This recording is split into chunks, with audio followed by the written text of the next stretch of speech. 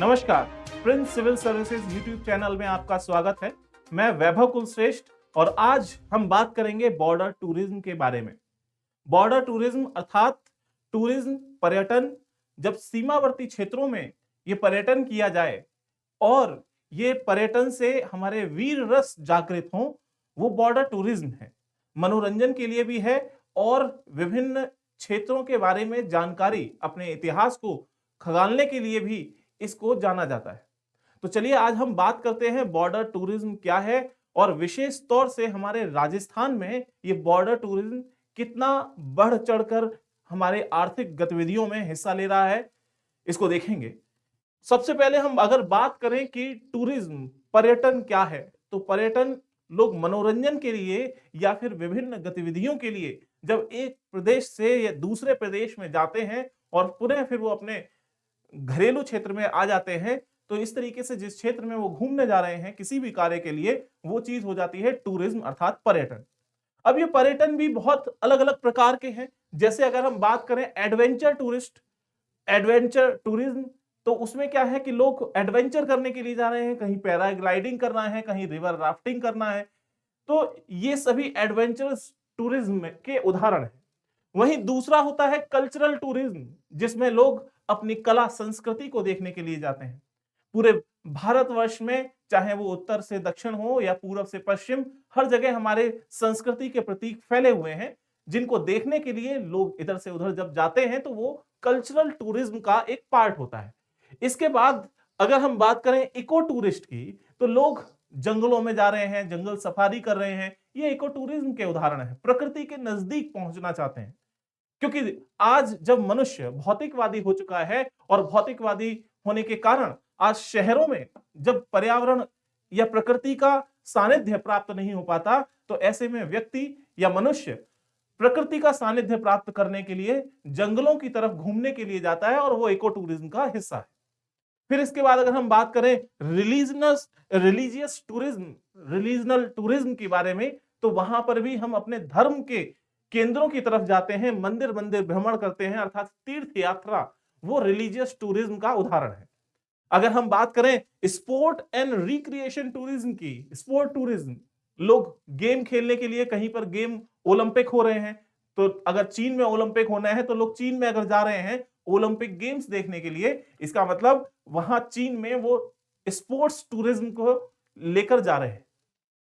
एक होता है मेडिकल टूरिज्म, जैसे भारत विश्व में मेडिकल टूरिज्म का एक बहुत बड़ा हब बन चुका है, क्योंकि आज मेडिकल क्षेत्र में जो भी इलाज है, ऑपरेशन है, पूरे विश्व की अगर कॉस्टिंग देखी जाए पर्टिकुलर उस ऑपरेशन की, तो भारत में कहीं ज्यादा सस्ती है।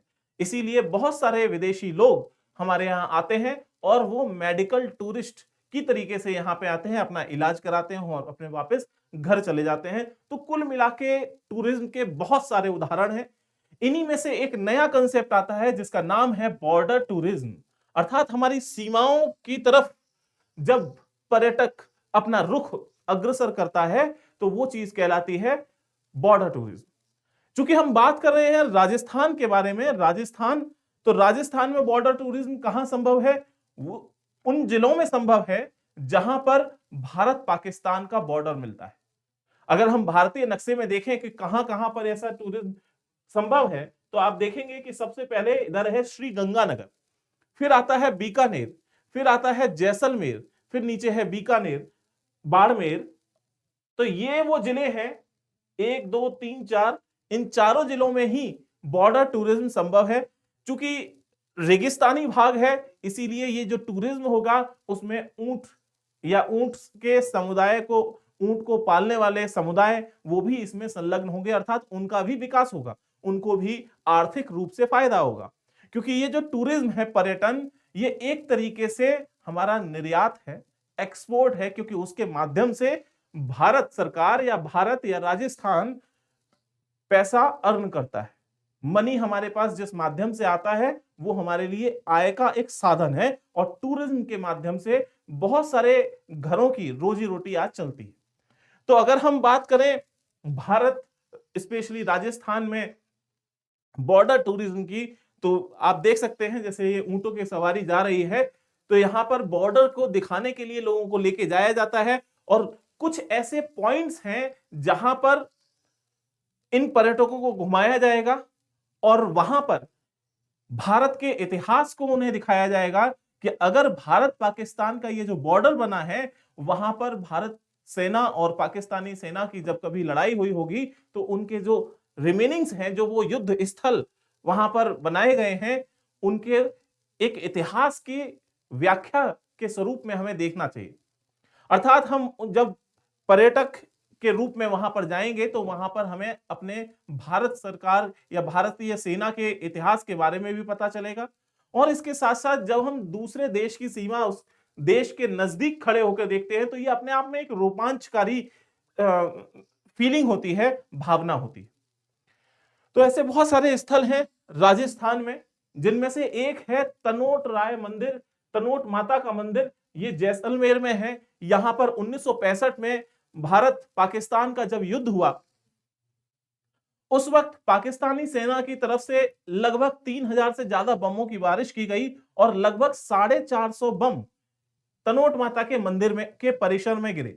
और जो ये 450 बम हैं, इनमें से बहुत सारे बम नहीं चले, जिनको यहां पर रखा गया है, म्यूजियम भी बनाया गया है तनोट माता के मंदिर में।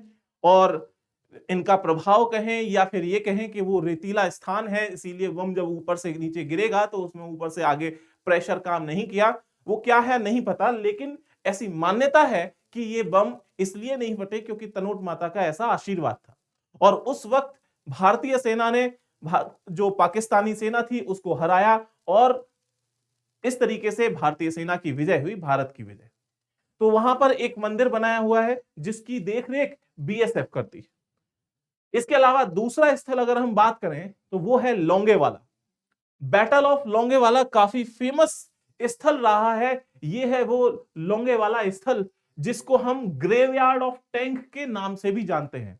अर्थात ये वो टैंक जो पाकिस्तानी सेना के पास थे, आज उनका कब्रिस्तान बना हुआ है ये लोंगेवाला। 1965 के युद्ध में जब पाकिस्तानी सेना ने भारत पर आक्रमण किया तो भारतीय सेना ने यहां पर अर्थात लोंगेवाला में इन सभी पाकिस्तानी टैंकों का कब्रिस्तान बना दिया उस स्थल को, और उनको आज इस जगह म्यूजियम में रखा गया है कि भारतीय सेना ने पाकिस्तान के कौन कौन से युद्ध उपकरण को यहां पर अपने कब्जे में लिया था।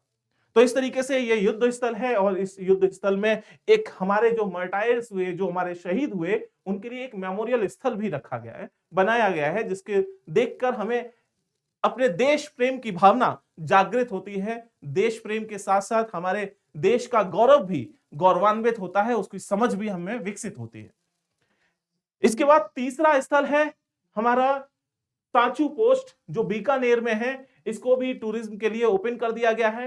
यहां पर इस तरीके से आप देख सकते हैं एक टावर है और उस टावर पे चढ़कर लोग सीमा पार अर्थात जहां पर फेंसिंग लगी हुई है उसके पार जो पाकिस्तानी की नियर बाई चौकी है उसको दूरबीन से देखते हैं और ये पता उनको समझ में आता है कि किस तरीके से हमारा बॉर्डर सुरक्षित रखा जाता है बीएसएफ फोर्सेस के द्वारा, क्योंकि ये इंडो पाक बॉर्डर की जो सेफ्टी है उसको सिक्योर करने की जिम्मेदारी बीएसएफ बॉर्डर सिक्योरिटी फोर्स के पास में है।